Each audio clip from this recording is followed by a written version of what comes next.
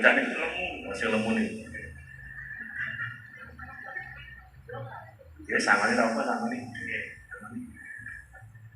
Ini adre jadi apa? Gak akan mencolok. Sing lemu ini sing lemu mati. Loro-loro nih. Cair jo mantam.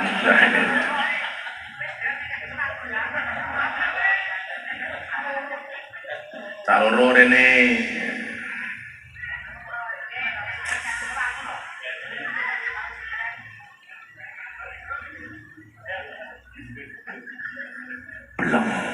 Belum. Rene. Iya.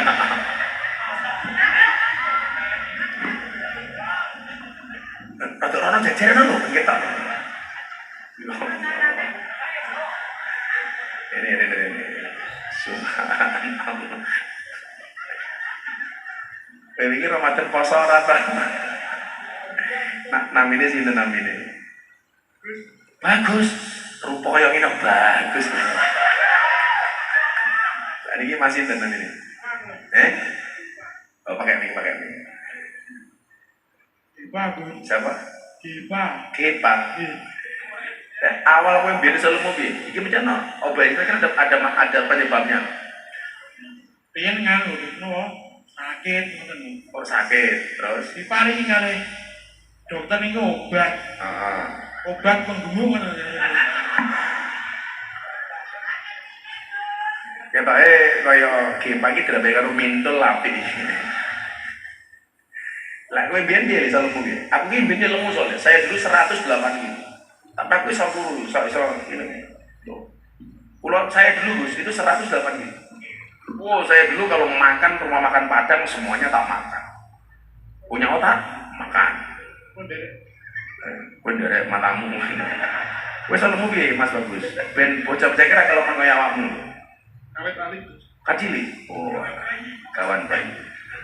Apa sedeng matamu, apa sedeng gitu. Jadi malam hari ini saya agak bahagia dan agak tenang. Kenapa? Kalau sampai panggungnya rubuh ya ada potensi untuk ganjil. Ya wes, bocah-bocah terus tak sangoni 1 juta, kalian berdua tak kasih 200.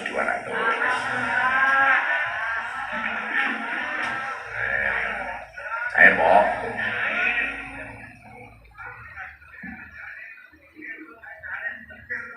Iki Andro, iki Kageng Selo.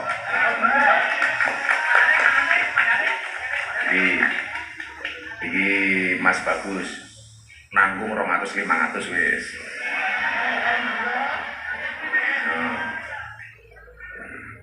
Kipa tak kayak 500 tapi pusat bisa.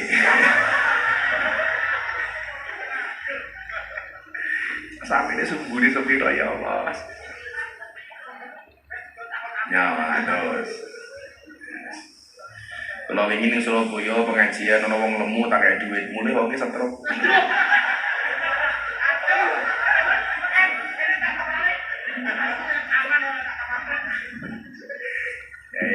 Nggih pun matur nuwun nggih Mas Kepa Mas Bagus iki. Muga-muga panjang umur nang rapi. Bojomu ayu kaya Bu Zeni. Zeni. Ya Allah aku kapan? Sallallahu ala Nabi Muhammad.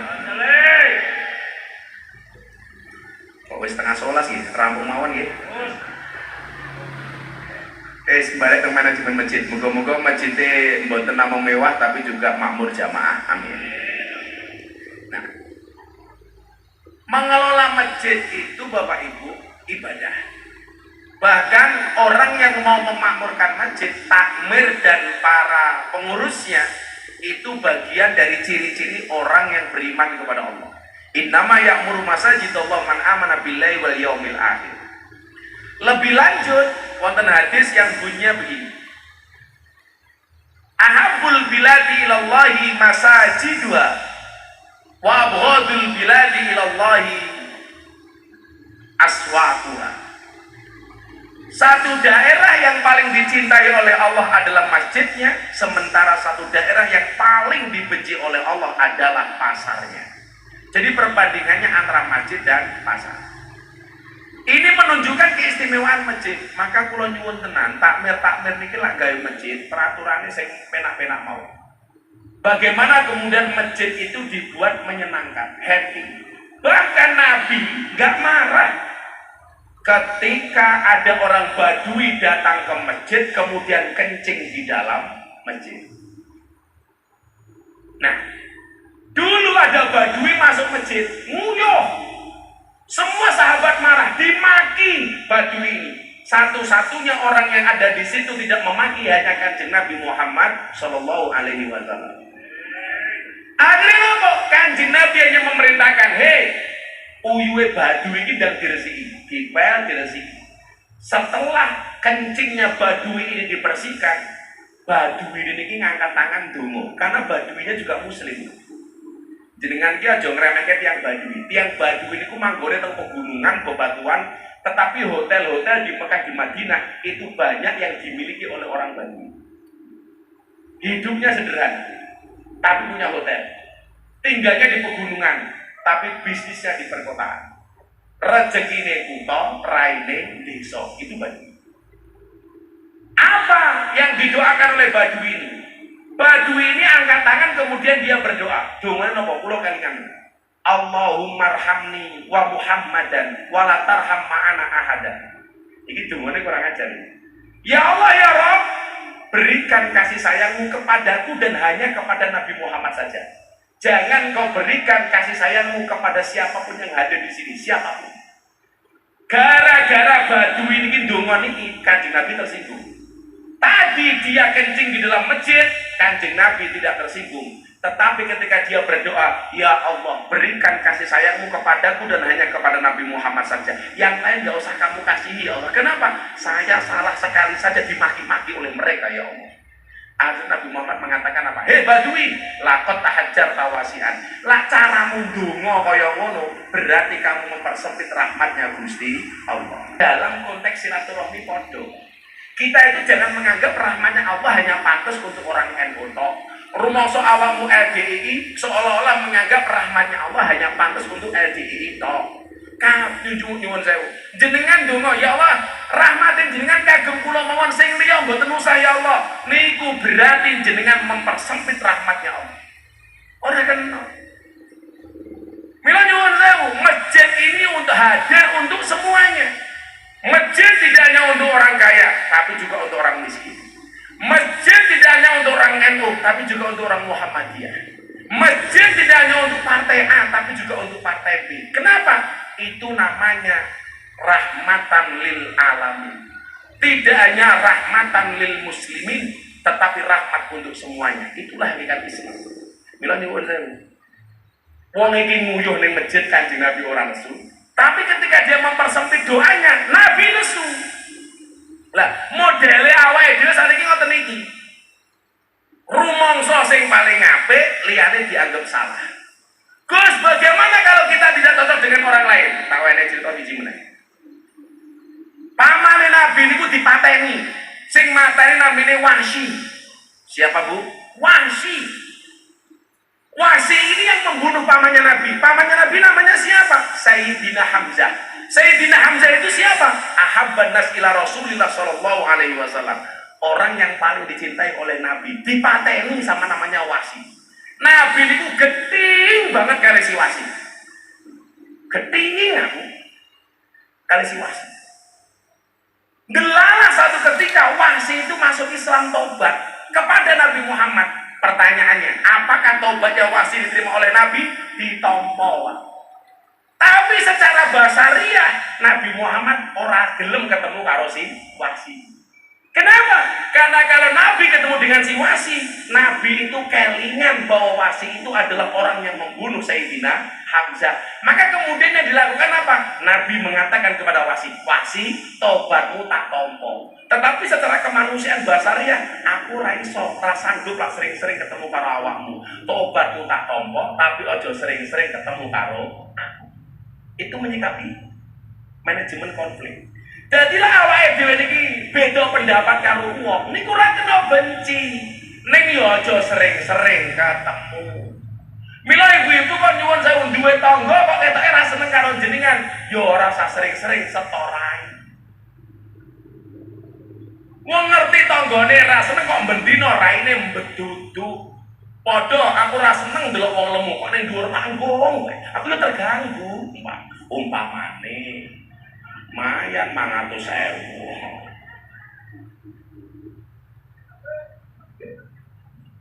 Nabi itu ternyata mengajarkan sesuatu yang sangat rasional. Dia menerima tobatnya Wasi, tetapi orang gelem sering-sering ketemu karo Wasi. Soalnya ndelok Wasi kelingan karo Sayyidina Hamzah pamane Kanjeng Nabi. Nah, dalam konteks ini nyuwun sewu, awake dhewe halal bil halal ngoten iki. Senajan to awake dhewe niku ora cocok karo wong, tetep bodoh niku kudu ngapura. Jangan karena perbedaan pendapat kemudian dianggap musuh. Dalam konteks Idul Fitri ini awake dhewe ngoten, bisa kita itu tidak bersepakat dengan orang. Umpamane Bu Lurah, Bu Kepala Desa, Zeni. Kok mbiyen duwe lawan politik sesama kepala desa. Boleh nggak cocok, tapi bukan berarti harus bermusuhan. Tetap di ngapura senajan to ora sering-sering ketemu. Niku Wasi. Nah, masjid ini menjadi simbol pemersatu, Mas Dani. Bagaimana kemudian orang Tawang bersatu dengan hadirnya masjid ini? Mila nyuwun sewu, sekarang masjid tidak hanya menjadi fungsi ibadah, tapi juga fungsi budaya dan sosial. Info. Orang wani mosok meneng masjid nganggo wifi innalillahi kok ngeslot kan ora pantes. Kalau sing rupa-rupa ngeslot di rupa-rupa bagus kipas. Jadi caca nom dilibatke ning masjid. Mlebu masjid digawe nyenengke, rasa mau tulisi sing ora-ora. Kadang-kadang mlebu masjid tulisi. Sandal hilang bukan tanggungan takmir. Mira yo meden-meden di jamaah atau salat Allahu Akbar sandalku hilang apa ora ya. Saiki digawe peraturan Danis. Sandal hilang diganti takmir. Gagah.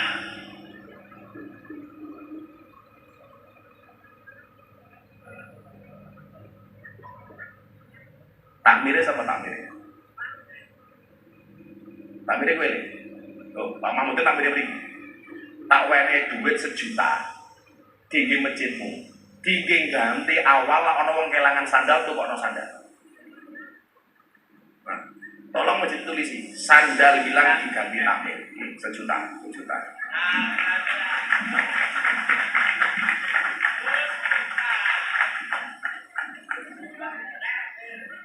Ono yo ora bablasan bojo ilang ganti takmir. Ono sing nguntal bojone si Gepah. Yes. Kok entek. Ora mungkin dia supir. Ditamir Pak Mahmudin. Kok lah ono jamaah sambat sandal ilang tuh kok. Paling sandale jamaah iki musuh walu, lili gitu. Mau 9.000. Orang mungkin yang masjid Karfil kira mungkin den kono wae. Oh, Karfil karet pilihan. Kan yo ora mungkin ning masjid sandale nganggo LV lah yo ora mungkin. 3, 4, 5, 6, 7, 8, 9, 10 pas 1 juta. Pokoknya ana wong kelangan sandal tuh pakai sandal Pak Amir. Tapi mlebu masjid itu nyenengke ngono lho, Dik. Mlebu masjid tulisi awas sandal digondol maling. Pak Lukman, saya ngaji di Gresik, ndelah kebelet ngisi. Mampir masjid sebelum lapangan. Dikunci, Pak. Terus mluwayu selak kebelet ngisi, begitu ning ke toilet, orang sebelum kuwetek. Ya Allah. Akhirnya pulau ning pom bensin. Itulah alasan hari ini kenapa SPBU itu lebih ramai dibandingkan masjid. SPBU niku WC-ne 24 jam buka, masjid kata sing tutup. Lah pas pengajian kula takoni, kenapa masjidnya dikunci, Pak? Takut Gus ada maling masuk. Kulo jawab, kalau ada maling masuk masjid saya bersyukur. Maling wae gelem ning masjid mosok wong tawang ora. Berarti wong tawang kalah karo maling. Hidup maling. Masjid sebagai pusat ekonomi. Caranya bagaimana Pak Mahmudin? Digawe bank beras. Jamaah yang kaya berangkat ke masjid bawa beras, taruh di situ. Jamaah yang miskin datang ke masjid, pulang jamaah bawa beras. Keren Pak. Sehingga fungsi masjid itu betul-betul mensejahterakan. Untuk apa masjid bangunannya mewah dan megah, sementara tidak memperhatikan kesejahteraan jamaah? Malu. Menarane dhuwur. Meresmikan masjid, mercone buanter-buanter. Tapi jamaahnya keluwen le, untuk apa? Gus, kadang-kadang sandalnya dimaling, banser gantian seminggu pisan katroli di masjid. Wong banser oke kok, jadi banser tugasnya tidak hanya pas pengajian. Ini weh, saya dalu menikah ning omah ran duwe beras, beras ngacung tak kei beras. Tapi lan duwe ngaku ora tak dongake kere sak modare. Ayo kere sak modare. Isen kula godhok ran duwe beras. Jenengan ran duwe beras tenan. Ya rene tolong. Bahasa apa jenenge? Ketemu bojone bagus iki. Jenengan enggak punya beras di rumah. Lo gelangnya emas kalau nanti beras gitu loh. Jame wanyar no.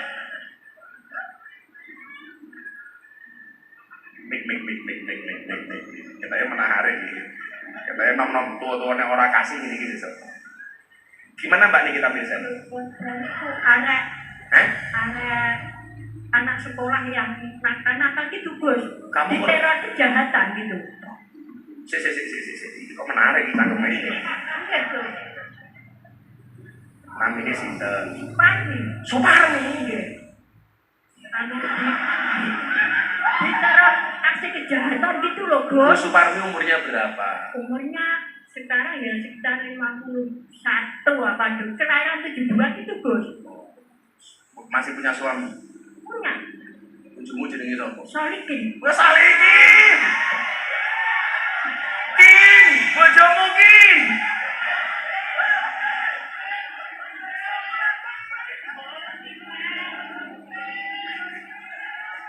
Di jenenge Solikin. Kin. Di rumah Gus. Oh, di rumah. Anaknya berapa? Pakai mic. Anak saya cuma satu. Mas satu. Perempuan. Enggak pengen matang lagi. Enggak, cuma satu gitu Gus. Apa lo tau kelon? Ya, Pak Solikin pekerjaannya apa? Tukang apa? kulit batu gitu loh. Oh, kuli batu. Kalau Bu Suparmi pekerjaannya apa? Kerjanya ada tani gitu, kerja-kerja di teman-temannya Mas Adiono tuh, bos-bos saya itu. Adiono. Rumahnya mana kan? Pandantoyo. Asli saya pojok. Berjuang ilmu agama. Si takon sopo. Rumahnya pojok. Asli pojok sih Pandantoyo. Di Pandantoyo. Oke. Kalau bekerja tani sehari dapat duit berapa? Anu tuh sekesok itu 22. Oh, sekesok ya, sekesok oke. Nah, jadi kerjanya sekesok ya. Sekesok 22.000. Oh, terus kalau suaminya tukang berapa? Bang itu kulit batu gitu loh bos, satu hari mungkin tinggal 70.000 gitu. Sugih, betul pulau aku sedino. Ya untuk pak beli pakan sate, beli bensin gitu loh bos. Jujur saja bos, saya itu bos. Saya kok ngobrol sama kamu nggak saya mumet ya? Kenapa bos kok mumet bos? Wong saya juga nggak mumet santai-santai gitu bos. Santai-santai aja bos, saya itu. Beras sekilo berapa? Beras sekitar 1 kilo 15.000. 15.000. Sebulan butuh berapa kilo? Sebulan ya satu hari itu seperempat kilo.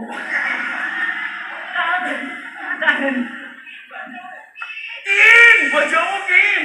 Saya jujur aja bos. Seperempat kilo itu berarti seperempat. Ya. Berarti per 4 hari sekilo. Ya. Berarti sebulan butuh sekitar 15 kilo. Enggak sampai 10 kilo. Ya. 10 kilo pengen 15.000. 1 seket. 1 seket. Ya wis ya. Ya. loh Gus. Eh? Atau kamu bantu-bantu musola gitu loh Gus. Lah wong nguripi dapurmu dhewe susah ngurus musola. Ya Gus. Kowe pengen bantu musola nopo? Al-Hasan. Al-Hasan musolane kenapa? Belum ada yang gitu loh Gus. Kamar mandi. Belum ada kamar mandi. Ya udah gini aja. Untuk Bu Solikin 200.000. Untuk bantuan kamar mandi 1 juta ya. Makasih Gus, tenang ya Gus, makasih. Iya, tenang yo Gus, tenang yo Gus. Koyo kowe gaweane ngapus. Kasih lipat tak topo. Kakek tak mire ya. Bangun jeding ya. Ya Gus. Iya, ala kemayune.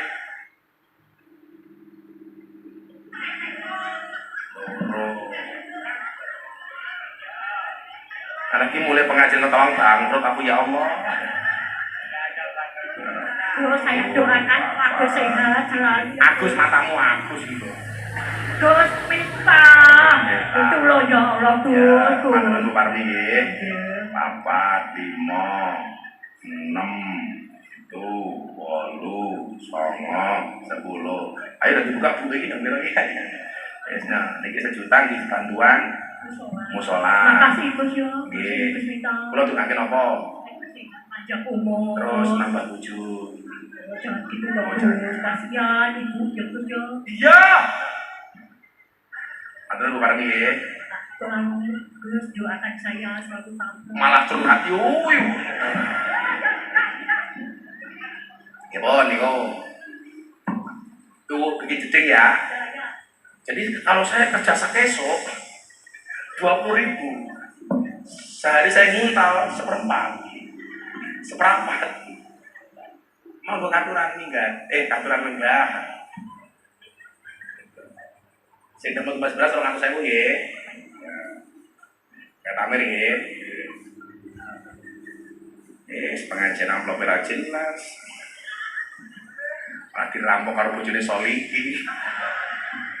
Kata emben nomor-nomornya kayak pintel loh. Jadi pusat ekonomi Pak Tamir. Kayak pilih, kayak bank beras. Jamaah yang suge-suge sholat 2 kilo lo bawa. Yang nggak merasa nggak punya, jangan dibuat malu, silahkan ambil secukupnya. Menarik ini. Kenapa badan? Itu menarik.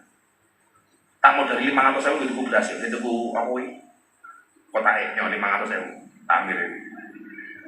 Brand masjid itu makmur dong. Pak Tamir tambah 500.000 itu kotak beras. Jadi nyumbang beras pertama kali Pak Mahmudin. Melak fitrah ini beras mokeh toh.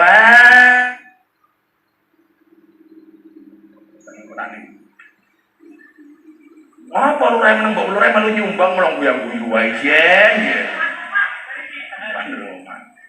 Moga-moga Bu Yeni mlebu surga dhisik dhewe. Amin.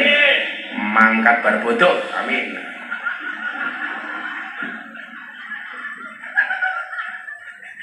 Tadi bar bodho modar. Sallallahu Nabi Muhammad. Lagi tenang, wong kaya kula niku seneng dum-dum niku mboten mergo duit kula kathah. Saya itu banyak berbagi bukan karena saya kaya, tapi karena saya tahu betapa susahnya orang menderita. Karena bagi saya bukan seberapa banyak yang kamu miliki, tetapi seberapa banyak yang bisa kamu bagi. Nah itu fasilitasi masjid nih.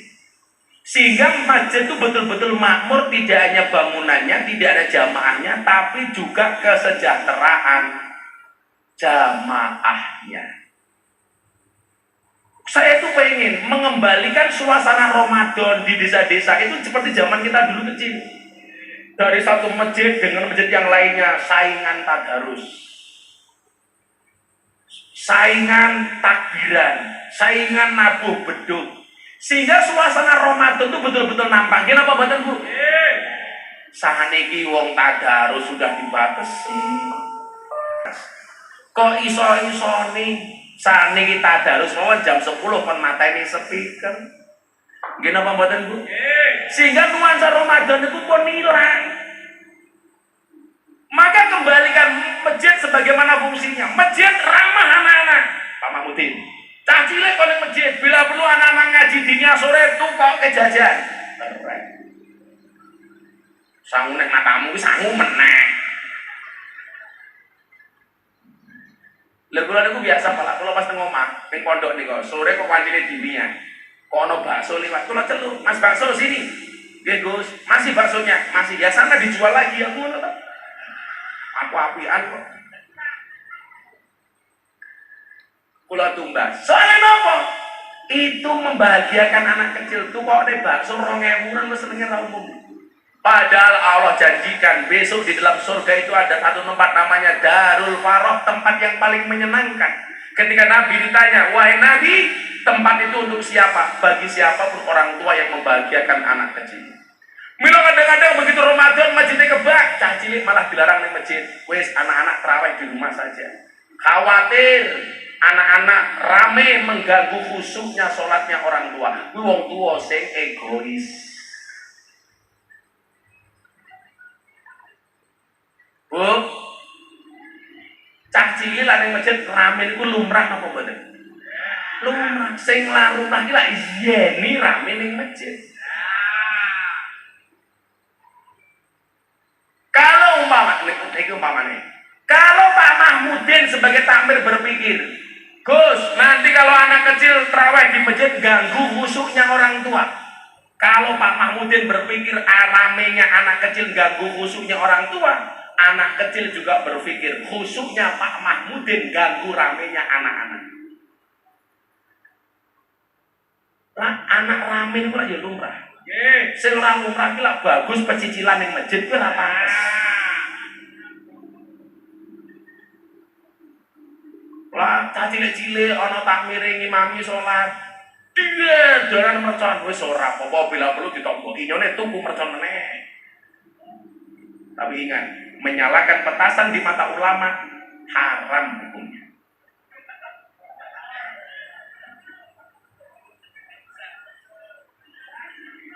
Menyalakan petasan di mata Pak Mahmudin hukumnya haram. Nah, padahal jajak lendin. Bisa jeblok matanya. Saya hanya bisa berdoa kepada Allah Subhanahu wa taala, mudah-mudahan Masjid Miftahul Jannah makmur. Amin Allahumma amin. Pun jam 11 close kesel. Wis ngaji, wis dirampok duwite, wis kabeh. Wis muga-muga dalu menika kula panjenengan sami kembali kepada fitrahnya. Yang minta maaf saya maafkan, yang minta THR saya minta maaf. Al-Fatihah.